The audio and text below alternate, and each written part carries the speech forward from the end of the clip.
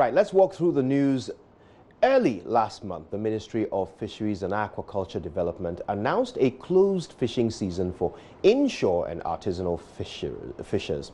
Now, this is from May 15 until June 15, 2019. But yesterday, some fishermen at Jamestown here in Accra were kicking against government's scheduled closed season, saying it will be difficult to look after their children while the ban is implemented. Traders in the community say it is likely to cripple their business as well. Henry Kwesi-Bedu visited the fishing community and filed this report.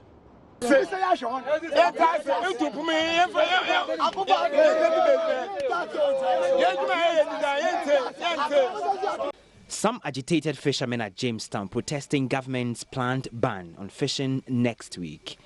It's a Tuesday morning at Jamestown Beach here in Accra, the day nobody goes out to sea.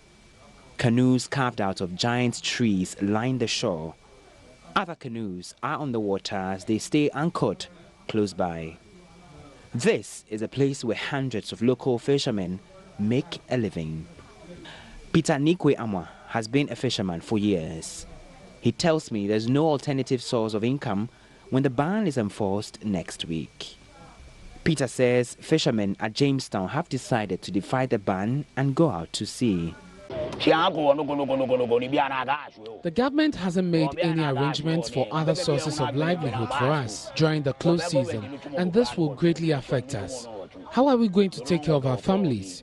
We want the government to reconsider its decision on this subject. The government says anyone who will go fishing during the period will be arrested. In fact, we'll defy this directive, so they arrest all of us. Kojo Kakraba says his livelihood depends fully on fishing. He tells me he can't survive a week without going to sea and will defy government's directive. If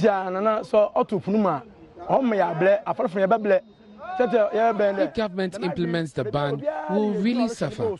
All fishermen at this time are working extremely hard to take care of their families.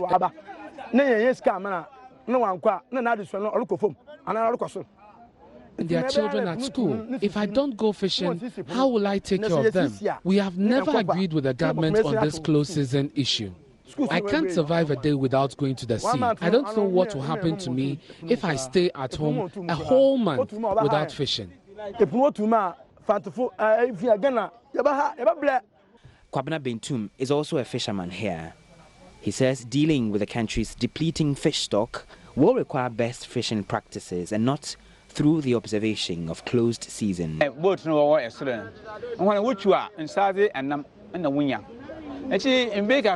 The fishing trawlers are also to blame for the depleting fish stock. Some fishermen in the country use light and small nets, which mostly catch the small pelagics. Strict adherence to best fishing practices will solve the problem.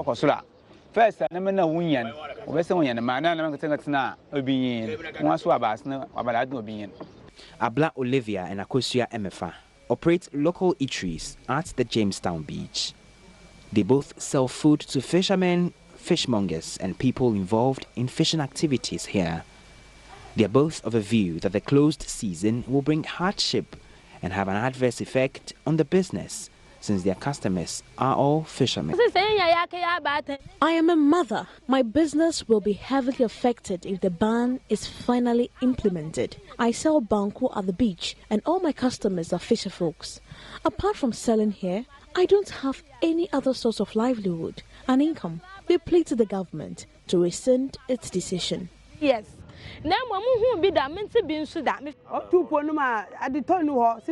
Patronage has not been encouraging lately. I wonder what will happen during the closed season. My husband is also a fisherman, so I am very worried. The ban might increase the level of theft in the area.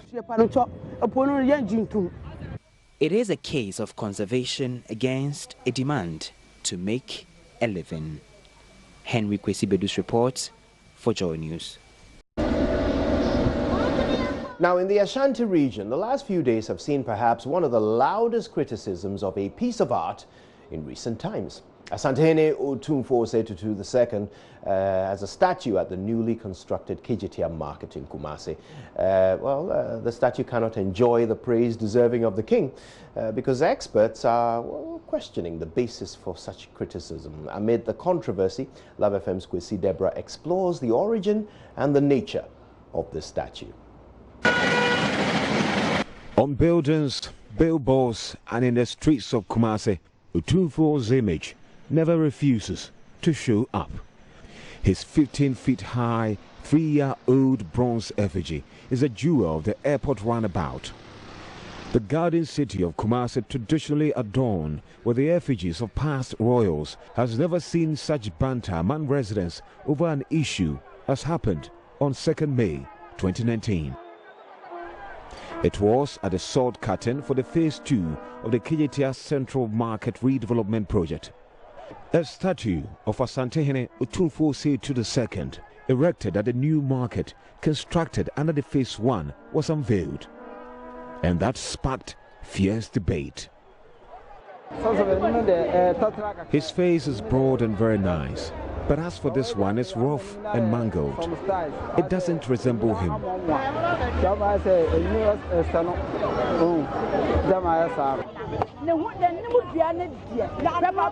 Look at the entire face, the nose, the lips and the eyes. Nothing shows it's not the king.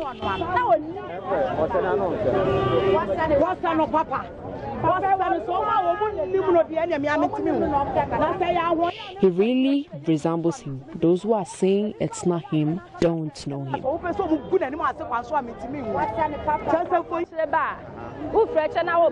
When you are coming from afar, it resembles the king. But when you stand beneath, the statue changes.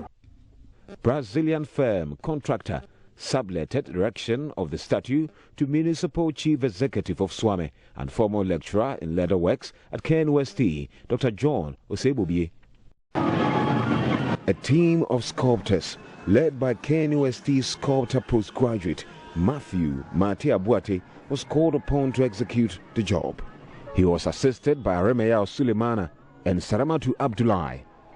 The Sege Ada native built effigies at the Ratri Park in Kumasi and coat of arms at the Supreme Court complex. Mr. Abuate sculpted animal statues at the Kakum National Park, the bust of the President of the National House of Chiefs, Togbe Afede the 14th. At 19.5 feet, 2 meters in width, and standing on a 6-foot pedestal, the statue is the largest in the country. The work, which took place at the premises and supervised by Dr. Osebobie, started in December last year and is estimated at over 100,000 cedis.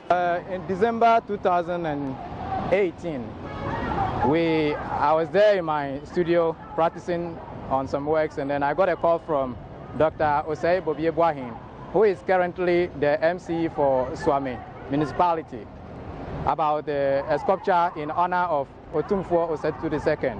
So I'm very, very much interested because OTUMFUO is one of the most respectable kings, not only in Ghana, but in the whole of West Africa and of the world.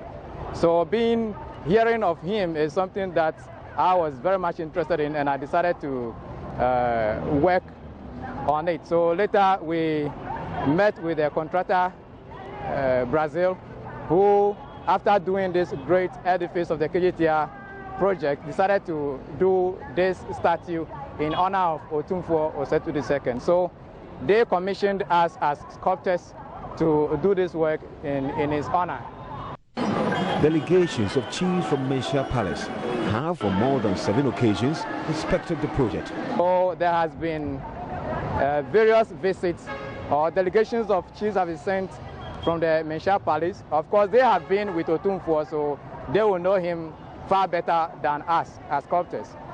And so they came day 1, day 2, day 3, day 4, about 6 times, making sure everything was done. I can remember on the last day when they came to inspect the clay work, there was supposed to be a ring on the middle toe.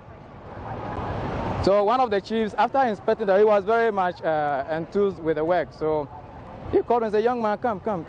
I mean, on this leg, there's supposed to be a ring on it. So for OTUMFUO, everything is very important.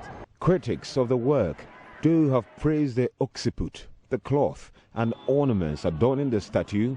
Their major concern have been the face. So how is such a colossal art appreciated? A figurine more than 4 times the average human height. Dr. Mante Jektenyako of KNUST Department of Painting and Sculpture says an individual's point of view is crucial in appreciating work of art. If you look at the picture from underneath, depending on the height, you see it highly elongated. And a statue that you have recommended, you have concord from the normal eye level, you might think that is not what you actually spoke about. In the same way, if you look at it from an angle which is far above, it will be squashed, and so you see the size of the face or the size of the whole thing reducing, and it also distorts the image. So, especially if you're looking at a heroic sculpture, either you elevate yourself to a mere eye level of the sculpture itself, or you look at it from a very long distance, let's say about 100, 150 meters, and over there you appreciate it so well. OTUMFUO statue adds to many of such works of art around the globe.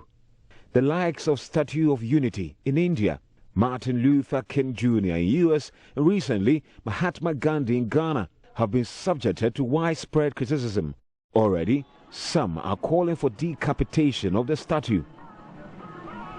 Will chiefs and contractor take back their words, or Ghanaians would have to be taught how to appreciate art? Of course, art will always be art. She sees this, and he sees that. Reporting for JoyNews, Kwesi Deborah.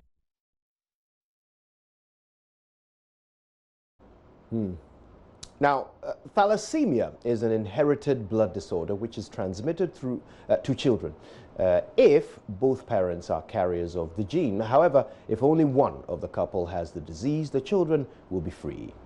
Now, despite its devastating nature, thalassemia has largely been neglected by scientists and governments. As the world observes Thalassemia Day, campaigners are drawing attention to the condition. Love FM's Kwesi Deborah spent some time with a family whose 2 children are battling the disease and have set up a foundation to support patients.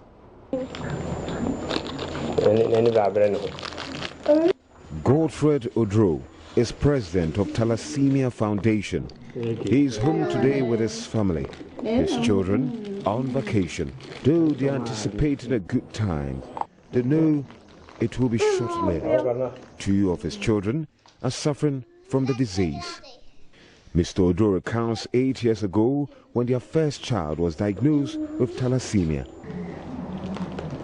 When we got married, and then our firstborn came, and she was diagnosed to be FS. And then we were called to Konfanachi that our child is sickler. In fact, it was so that we've done our tests, and my wife is AS and I am AA. We could not imagine having any child that will be having any kind of sickle in him or her. So the worst should have been AS, but it happened that her own is FS. Fine. We coped with it, and then our second born came, Paul Pejin Odro. And then his genotype was also SF. So wow. So now we have FS and SF. Then we were told by the doctor that after 6 months it will change. Now it never changed until about 6 years when he was seriously sick, and then he was diagnosed again. And his own has changed to SC, and the girl's own has changed to S. So in the course of the year, we were told by the doctors that we met that there's a problem with us. And my AA is not an actual AA, but rather thalassemic. Thalassemia is one of the most common genetic disorders in the world. An estimated 250 million people, or 4.5% of the population of the world, is affected by thalassemia. Faye Evans is medical laboratory scientist, Modern Medical Associates. People who are born with thalassemia, their growth rate is normally delayed, and there is that standard growth that the person don't experience the normal growth that he or she must go through. And the person normally experience pain. Patients require lifelong transfusions and costly medicines for their survival. Very expensive treating and dealing with thalassemic and the sickle cell child. But we've been admitted at the hospital several times. Sometimes you go and then the next week you have to go back, or the child might be having several pains in the body. Deodros have therefore set up the Thalassemia Foundation Ghana. He says encouraging research and advocacy on the disease will be crucial in its eradication. So what do you think should be done? Government needs to encourage scientists to investigate and do more research into thalassemia. Some of them are aware, but they just don't want to do anything about it. So we are advocating that the government will help the scientists to make a lot of research. And then the gynecologists should also enforce, that's through the Ministry of Health, they should enforce that every pregnant woman will go and test to see whether the baby that she is carrying is thalassemic. Reporting for JoyNews, Kwesi Deborah. To the Upper West region next, where the Wa Circuit Court, presided over by Justice Banfosana Japon, has sentenced two persons, 27-year-old Hussein Seidu and Hama Nuhu, to 40 years in prison. Now, the duo, who are foreign herdsmen living in Wale Wale, were charged for robbery and causing harm. They, however, pleaded not guilty to the two charges leveled against them. Correspondent Rafiq Salam sat through the court proceedings and now reports. Prosecuting Assistant State Attorney Frank Asedu Nemako told the court that on November 5, 2018, the victim, Abdullahi Amadou, was riding an Nalova Absonic motorbike with registration number M-18-UW-5908 with Draman Amadou as a pillion from Fancy towards their cottage at the outskirts of Fancy.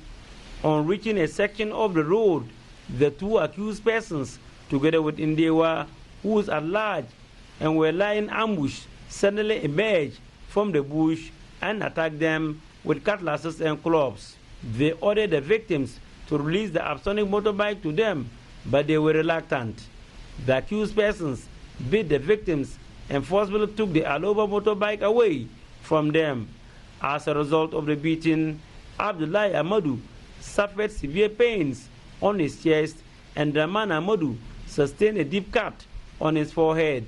The victim raised alarm and ran towards the Fancy town until the inhabitants came to their aid and sent them to the St. John Health Center for treatment. First accused, Hussein Seidu, escaped with the motorbike and headed towards Bufiema, but was arrested by inhabitants upon his arrival at Bufiema with a said Alobo Absonic motorbike after the information about the robbery was communicated to them. The second accused person, Hamanu, was arrested at Wale Wale by relatives of the first accused person and handed over to the police for investigation. The court, presided over by Justice Banfosana Japon, in reviewing the case, found the two accused persons guilty of the two charges. Though the court found them guilty, they maintained they never committed the two crimes and pleaded for leniency. That did not, however, change the mind of the judge, and he sentenced them each to 20 years imprisonment in hard labor. Reporting for JoyNews, Rafiq Salam. To our last story now, and President OTUMFUO has identified road construction as the major challenge facing his government. But he says steps are underway to improve selected roads across the country. Addressing members of the Upper West Traditional Council, the president described as dishonest claims by former President John Mahama that his government had undertaken unprecedented road construction in the country in the run-up to the 2016 general election. Now, according to President OTUMFUO, this claim is not true. The roads are my biggest burden in Ghana. Before I came here, I was told by my principal competitor that he had done all the roads in the country, that he had been responsible for unprecedented infrastructural development. And yet, everywhere I go, I don't think there's been one traditional palace which I've entered in or traditional authority that has sought to talk to me, which have not raised the issue of roads in the area as a principal concern. So we have to find out in these matters. It's not good for us politicians to be misleading the people. If you have not done something, don't claim it. Don't write in it. Don't write in your book. Don't make pronouncements on it. The people themselves could tell the truth of what's going on. When I had the temerity as an opposition leader to question the statement, I was met with the response that I was asleep when I was driving through the country. I'm used to insults and whatever comments are made on me.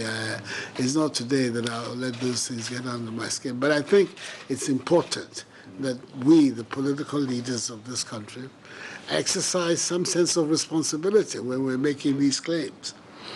The Laura Tumu Hen Road is not only in the budget, but it is part of the scheme of activities that the Ministry of Road is going to roll out. So I want very much you to recognize that as things that are going to be done. I'm particularly keen that those roads that hit our borders, the trunk roads that hit our borders and that go there, be very much amongst the priorities, because they have everything to do with opening up the country for trade with our and as you know, the trade with the Burkina Faso in particular has heightened considerably with a lot of foodstuffs moving there from Ghana. So it makes sense for us to make sure that this. Well, that's it for the news. And of course, we're bringing you all the headlines from the newspapers, plus an update on the traffic in just a moment. Stay with us.